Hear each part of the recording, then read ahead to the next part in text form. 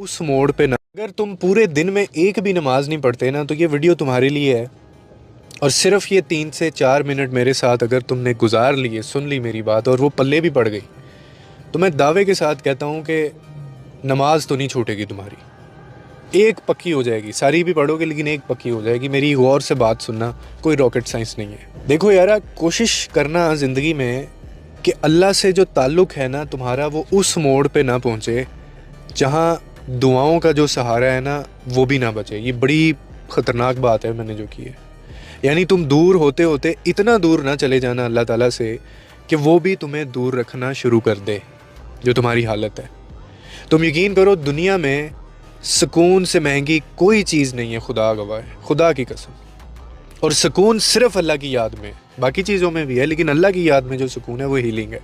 उसे बिल्कुल फरामोश मत कर देना, क्योंकि तुम्हारे भुलाने से ना उसको कोई फ़र्क नहीं पड़ता कि तुम उसको याद नहीं रखोगे, क्योंकि उसके पास बहुत है तुम्हारे जैसे, मेरे जैसे, रोज़ हैं, हमसे ज़्यादा पाक हैं, साफ़ हैं।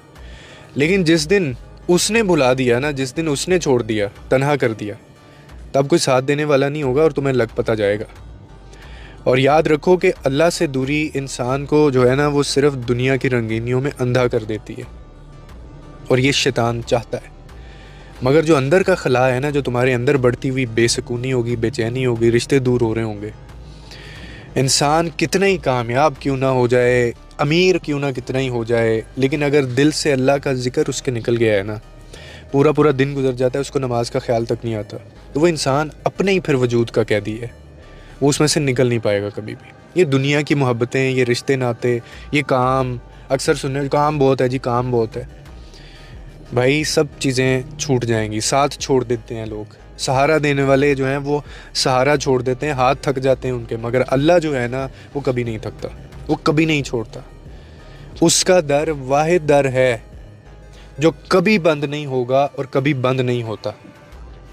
अक्सर लोग ये कह देते हैं कि जी मैं अंदर से दिल का बड़ा साफ़ हूँ, मैं लोगों के लिए आसानियाँ भी बड़ी पैदा करता हूँ, मैं ये करता हूँ, मैं वो करता हूँ, मैं पैसा भी बहुत लोगों में बांटता हूँ, शादियाँ कराता हूँ और आसानी पैदा करता हूँ, मैं नीयत बड़ी साफ़ है मेरी, दिल का मैं बड़ा अच्छा हूँ, मैंने कभी किसी को दुख तकलीफ़ नहीं। और तुम कौन हो ये साबित करने वाले?